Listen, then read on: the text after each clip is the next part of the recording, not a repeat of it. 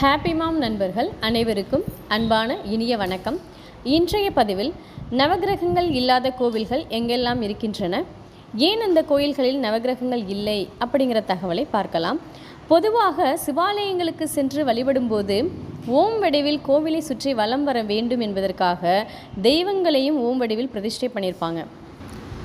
கோவிலை சுற்றி வலம் வரும்போது நவகிரக தோஷம் இருப்பவர்கள் கட்டாயமாக நவகிரகங்களை சுற்றி வலம் வந்து வணங்க வேண்டும்.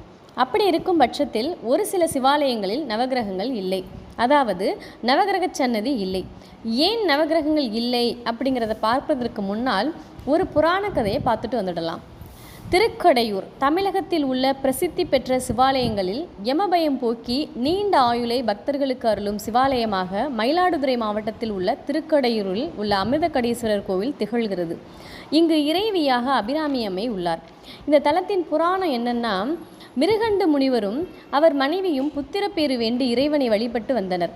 அவர்கள் பக்திக்கு மெச்சி இறைவன் அவர்கள் முன் தோன்றி 1000 ஆண்டுகள் வாழும் துர்குணங்கள் நிறைந்த மகன் வேண்டுமா, அல்லது 16 வயது வரை வாழும் தலைச்சிறந்த மகன் வேண்டுமா என்று கேட்க மிருகண்ட தம்பதியினர் 16 வயது மகனே வேண்டும் என்று வரம் கேட்டனர். மிருகண்ட தம்பதியருக்கு இறைவன் அருளால் பிறந்த மார்க்கண்டேயர் சிறந்த சிவபக்தராக விளங்கினார்.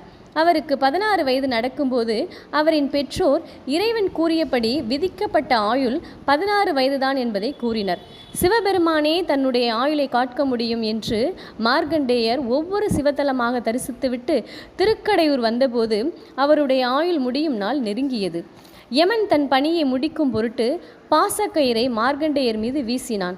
யமனை கண்டு அச்சமுற்ற மார்க்கண்டேயர் தான் வழிபட்டு கொண்டிருந்த லிங்கத்தை ஆற தழுவி கொண்டார். யமனும் பாசக்கயிறை லிங்கத்தின் மீது சேர்த்து வீசினான். இறைவன் சிவபெருமான் தன்னுடைய பக்தனை காப்பாற்ற லிங்கத்திலிருந்து திரிசூலத்துடன் வெளிப்பட்டு காலனை சூலாயுதத்தால் கொன்று காலனுக்கு காலனாக காலசம்ஹார மூர்த்தியாக விளங்கினார். இங்கு காலன் யமன். காலன் என்றால் காலம் தவறாமல் உயிர்களை கவர்தல் என்று பொருள். காலசம்ஹார மூர்த்தியான சிவபெருமானிடம் படைத்தலுக்குரிய தெய்வமான பிரம்மா, காத்தலுக்குரிய தெய்வமான விஷ்ணு, அனைத்து ஜீவராசிகளையும் தாங்கக்கூடிய பூமாதேவி ஆகிய மூவரும் யமனை உயிர்ப்பித்து அருளுமாறு வேண்டிக் கொண்டனர். அவர்களின் வேண்டுதலுக்கு இணங்கி யமனை உயிர்ப்பித்து அருள் புரிந்தார் சிவபெருமான். பின்பு யமதர்மன் சிவபெருமானை வணங்கி தன்னுடைய தொழிலை செய்ய தொடங்கினார். அப்படிங்கிறது அந்த புராண வரலாற்று கதை. இங்கு ஒரு விஷயத்தை நம்ம தெரிஞ்சுக்கணும். அதாவது நவகிரகங்களின் எதிர்மறை தாக்கத்தால் மக்களாகிய நாம துன்பத்தை அனுபவிப்பது போன்று நவகிரகங்களும் துன்பம் அனுபவித்து சிவனை வழிபட்டு தங்கள் பாவம் நீங்கி நலம் பெற்று நவகிரகங்களாக வணங்கப்பட்டு சன்னதி பெற்றனர். அதுபோல எங்கெல்லாம் சிவபெருமானை யமதர்மன் வணங்கினாரோ அங்கெல்லாம் நவகிரக சன்னதி இல்லை, அதாவது யமன் சன்னதி அமைந்துள்ளது. அந்த வகையில் எந்தெந்த ஊர்களில் எல்லாம் நவகிரகங்கள் இல்லை என்று வாங்க பார்க்கலாம். சென்னை திருவான்மியூர் மருந்தீஸ்வரர் கோயில், திருநள்ளாறு தர்பாரணீஸ்வரர் கோவில், ஸ்ரீ வாஞ்சியம் திருக்கோயில் இங்கு யமதர்மனுக்கு மிக முக்கியத்துவம் தருவார்கள்.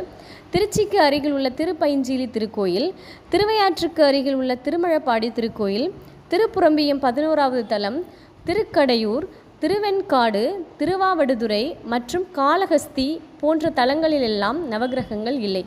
இது போன்ற ஆன்மீக தகவல்களை அறிந்து கொள்ள ஹாப்பி மாம் சேனலுக்கு லைக் பண்ணி சப்ஸ்கிரைப் பண்ணுங்கள்.